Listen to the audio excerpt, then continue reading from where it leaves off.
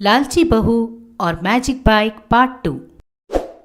एक दिन सुजाता बाजार जाती है। रास्ते में उसे अपनी बचपन की सहेली मिल जाती है। कई सालों बाद मिलने की वजह से सुजाता अपनी सहेली से कहती है, अरे ओ कमला, कैसी है तू? अमेरिका से कब आई? इस तरह दोनों बातें करने लगे। इन दोनों की बातें वहीं पे खड़ा एक चोर सुन रहा था।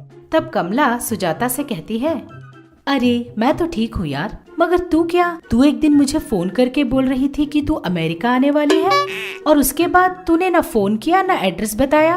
अरे क्या हो गया था तुझे? हाँ, वो सब बहुत लंबी कहानी है। ऐसा बोलकर सुजाता सारी कहानी कमला को बताती है। इस सारी कहानी को वहीं पे खड़ा चोर भी सुन लेता है। तब चोर के मन में एक प्लान आता है। तब वो अपने मन में सोचता है, अच्छा, तो इस औरत के पास एक मैजिकल बाइक है। अगर मैं उस बाइक को किसी भी तरह चोरी कर लूं, तो मिनटों में कहीं भी पहुंच सकता हूं। तब कोई भी मुझे नहीं पकड़ सकता। ऐसा सोचते हुए वो मन ही मन खुश होने लगा। थोड़ी देर बाद सुजाता अपने घर के लिए निकल जाती है और चोर भी उसके पीछे पीछे उसके घर तक पहुंच जाता है। सुजाता के घर के सामने खड़े होकर वो चोर बोलता है, बहन, अरे ओ बहन। इस तरह वो सुजाता को बुलाता है। तब सुजाता बाहर निकलकर बोलती है, अरे कौन हो आप? क्या चाहिए आपको? अरे ये क्या बोल रही हो बहन? आपने मुझे पहचाना नहीं? अरे मैं चंटी हूँ। मैं रोज आपके लिए हलवा लेकर आता था, याद नहीं? इस तरह वो कहता है। तब सुजाता मन में सोचती है, इसे कैसे पता कि मुझे हलवा बहुत पसंद है? हो सकता है मैं सचमुच इसे जानती होंगी। चलो कोई बात नहीं, 2 मिनट बातें करने से क्या हो जाएगा। फिर से उसे हलवा लेकर आने को बोलूंगी। हाँ चंटी, अचानक देखा ना तो मैं तुझे पहचान नहीं पाई, मुझे माफ कर दे। अच्छा ये बता, अरे कैसा है रे तू? लेकिन ये क्या, तू अपनी बहन के पास खाली हाथ ही वापस आ गया? कल जब आएगा तो हलवा लेकर ही आना, समझ गया? इस तरह सुजाता कहती है। ये बात सुनकर चोर मन ही मन हंसने लगता है। मैंने सही सोचा था, इसे हलवा सचमुच ही पसंद है। ऐसे मन में सोचकर वो बाहर बोलता है, अरे बहन, मुझे माफ कर दो।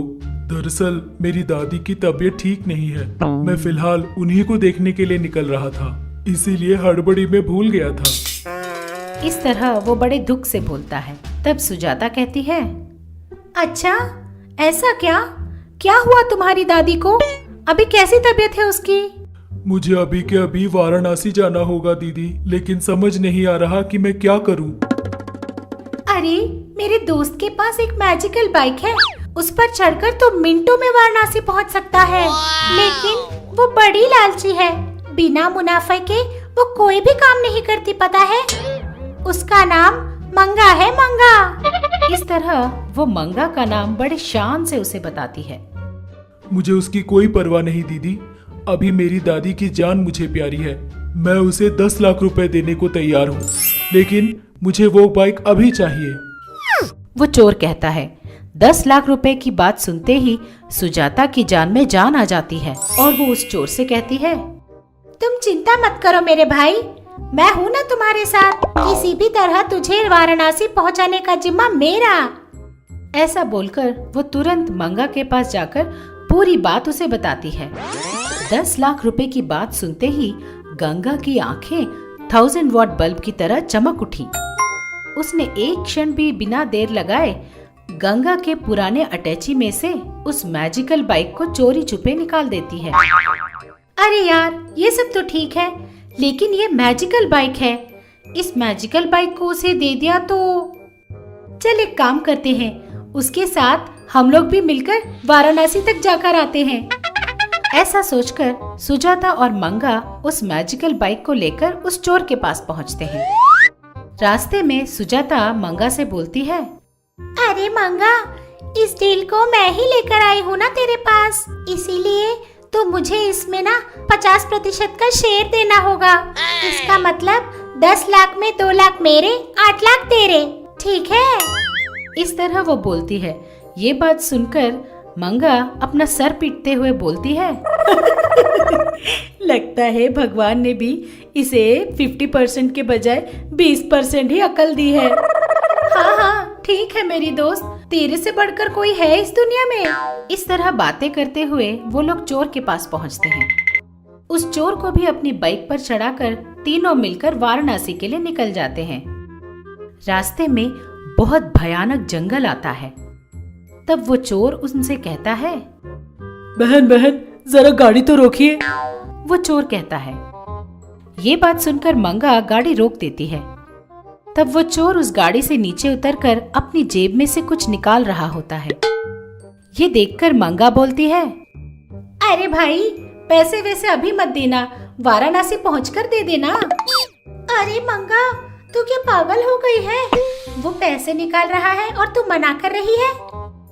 तू दे दे भाई, कोई बात नहीं। तब वो चोर अपनी जेब में से गन निकालकर उन लोगों को दिखाता है। ये देखकर मंगा और सुजाता दोनों दंग रह जाते हैं। डर के मारे मंगा अपनी दोस्त से बोलती है, अरे तूने तो कहा था ये तेरा भाई है, लेकिन इसने हलवे की बात की थी। वो रोते हुए कहती है। तब मंगा बोलती है, अरे तूने हलवे के चक्कर में हम लोगों को फंसा दिया ना, कहाँ मिला था ये तुझे? इस तरह वो उसे डांटने लगती है। तब वो चोर उन्हें वो गन दिखाकर वो मैजिकल बाइक लेकर वहाँ से निकल जाता है। लेकिन गंगा और उसकी दोस्त उसी जंगल में फंस जाते हैं।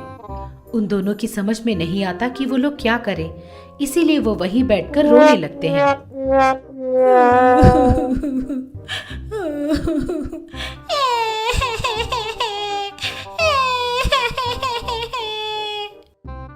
इधर मंगा घर ना पहुंचने की वजह से चिंता करती हुई गंगा अपनी पुरानी अटैची में से खोलकर देखती है।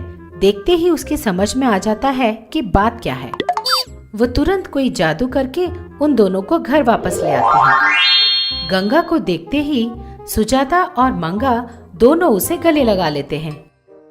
तब मंगा कहती है, सॉरी सासू माँ, मेरी लालच की वजह से हमारी मैजिकल बाइक चोरी हो गई करके रोने लगती है। तब गंगा हंसते हुए कहती है, तू ज्यादा चिंता मत कर बहू, देखती रहना वो आदमी तुझे ढूंढते हुए बाइक के साथ वापस आएगा। ऐसा बोलकर वो अपने हाथों से कोई जादू करती है।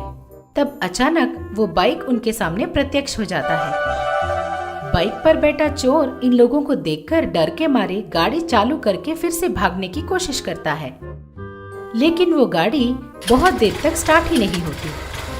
वो बहुत बार किक मारता है, लेकिन वो गाड़ी स्टार्ट ही नहीं होती। उल्टा उस चोर को मजा चखाकर उस गाड़ी से नीचे उतार देती है। इससे उस चोर का सर चकरा जाता है और वो नीचे गिर जाता है। तब वो चोर उठकर वहां से भागने की कोशिश करता है, लेकिन वो चोर समझ जाता है कि ये सारा जादू गंगा का किया हुआ है। तब वो चोर तुरंत गंगा के पास पहुंचकर बोलता है, माँ जी मुझे माफ कर दीजिए माँ जी, मैं जिंदगी में कभी ऐसी गलती फिर नहीं करूँगा। इस तरह गंगा अपनी लालची बहू को एक और बार बचा लेती है। वहीं पर खड़ी सुजाता बोलती है, थैंक्स आंटी, आपने हम दोनों को फिर से बचा लिया। कल आप लोग हमारे घर जरूर आइएगा, मैं आप लोगों के लिए लाजवाब हलवा बनाऊंगी। हाय राम, हलवा, बाप रे! मंगा चिल्लाती है। ये सुनकर सब लोग हंसने लग जाते हैं।